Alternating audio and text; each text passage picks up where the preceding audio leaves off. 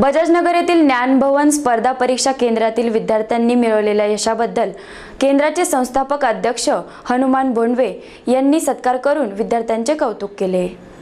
बजाजनगर येथील ज्ञानभवन स्पर्धा परीक्षा केंद्रातील विद्यार्थ्यांनी विविध स्पर्धा परीक्षांमध्ये घवघवीत यश संपादन केले आहे। या यशाबद्दल ज्ञानभवन स्पर्धा परीक्षा केंद्राचे संस्थापक अध्यक्ष हनुमान भोंडवे यांनी विद्यार्थ्यांचे कौतुक केले।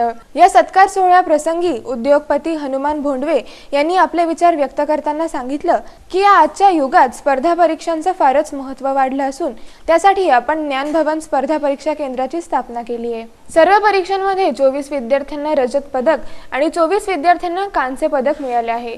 या सर्व विद्यार्थ्यांचं अध्यक्ष हनुमान भोंडवे, केंद्र प्रमुख वैभव पवार, मार्गदर्शक आणि शिक्षकांनी अभिनंदन केलं।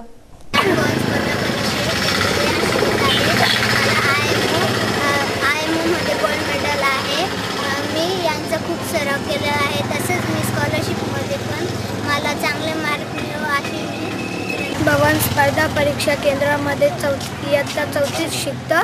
मला NSTSC मध्ये गोल्ड मेडल आहे। ज्ञान भवन स्पर्धा परीक्षा केंद्राची खूपच मदत झाली। ज्ञान भवन स्पर्धा परीक्षा केंद्रात व तन्वानी विद्यालय याचे शिक्षक व मला NSमध्ये स्वर्ण पदक मिळालं आहे। माझ्या या यशामध्ये मला पूर्णपणे ज्ञानभवनचा साथ मिळालेला आहे। मी आज जे गोल्ड मेडल प्राप्त करू शकले आहे ते फक्त ज्ञानभवनच्या मार्गदर्शनामुळे आणि येथील सर्व शिक्षकांची मी आभारी आहे। सर्व शिक्षकांच्या मार्गदर्शनामुळे, आई वडिलांच्या आशीर्वादामुळे आणि माझी जिद्द आणि शिकाटी यामुळे। स्पर्धा परीक्षेचा केंद्र इयत्ता 7वी मधील मोरे कृष्णा मला IIM या ज्ञानभवनमुळे हे गोल्ड मेडल प्राप्त झालेले आहे आणि ज्ञानभवनमुळे सर्व स्पर्धा परीक्षा केंद्राचे सर्व स्पर्धा मला माहीत झाल्या आहेत आणि 12वी नंतर कोणत्या स्पर्धा असतात ते माहीत झालेलं आहे। हे सर्व ज्ञानभवनमुळे झालेलं आहे आणि भोंडवे सर सर्वांना यश प्राप्त करण्याचा प्रयत्न करत प्रवेश घेतला। त्यानंतर मला सर्व स्पर्धा परीक्षांची माहिती झाली। मला हे कळले की फक्त जीवनामध्ये यशस्वी व्हायचं असेल तर फक्त स्पर्धा परीक्षा आणि यांचाच अभ्यास करायला पाहिजे। आपल्याला जागतिक पातळीवरचे शिक्षण भेटले पाहिजे। त्यामुळे विज्ञान स्पर्धा परीक्षा केंद्रामध्ये प्रवेश घेतला व त्याचा मला पूर्ण फायदा झाला आहे। मी जेव्हा ज्ञानभवनला आलो तेव्हा मला असे वाटले की मला माहीत नव्हते स्पर्धा परीक्षांचे महत्त्व, पण जेव्हा मी ज्ञानभवनला आलो तेव्हा मला त्यांचं महत्त्व कळालं। मी IIMमध्ये गोल्ड मेडल घेऊन मला यश प्राप्त झाले आहे व माझे जे शिक्षक आहेत त्यांनी मला खूप सपोर्ट केलं व ज्ञानभवनने पण मला खूप सपोर्ट केलं। आतापर्यंत भोंडवे साहेबांनी जे कार्य हाती घेतलं आहे त्या कार्यामध्ये त्यांना यश झालेलं आहे। तसेच आता त्यांनी ज्ञानभवन स्पर्धा परीक्षा केंद्र सुरू केलेलं आहे। या स्पर्धा परीक्षेच्या माध्यमातून नक्कीच भोंडवे साहेबांना यश प्राप्त होणार आहे याची मला शाश्वती आहे। मागच्या वर्षी या ज्ञानभवन स्पर्धा परीक्षा केंद्रामध्ये math Olympiad, science Olympiad, English Olympiad आणि NSTSC national science talent search exam, scholarship, Navodaya, MTSC, NTSC अशा बऱ्याचशा स्पर्धा परीक्षा या ठिकाणी आम्ही त्या स्पर्धा परीक्षांचं प्रिपरेशन विद्यार्थ्यांकडून करून घेतो। इयत्ता 3रीपासून तर जवळपास 12वी विज्ञान शाखेपर्यंत या स्पर्धा परीक्षा केंद्रामध्ये कामकाज चालू आहे आणि या 2013 आणि 14चा जो विद्यार्थ्यांचा जो निकाल आहे तो निकाल आमच्या हाती जो आला की जवळपास 41 विद्यार्थ्यांना या ज्ञानभवन स्पर्धा परीक्षेच्या अंतर्गत 41 विद्यार्थ्यांना मेडल मिळाले।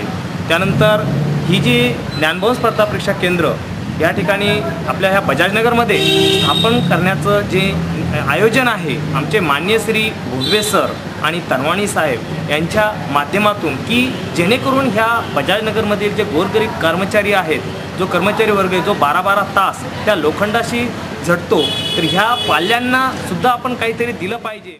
शिक्षण हे वाघिणीचं दूध आहे आणि जो प्राशन करेल तो गुरगुरल्याशिवाय राहणार नाही।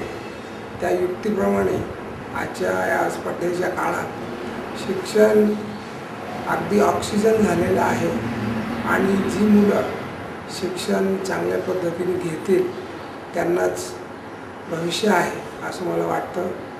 त्यामुळं पालकांनी या बजाजनगर आणि परिसरातील कामगार बंधूंनी आणि रहिवाशांनी एकच लक्षात ठेवावं की आता सरकारच्या भरोश्यावर किंवा सरकारच्या या शैक्षणिक धोरणावर आपल्या मुलांचं भवितव्य घडणार नाही।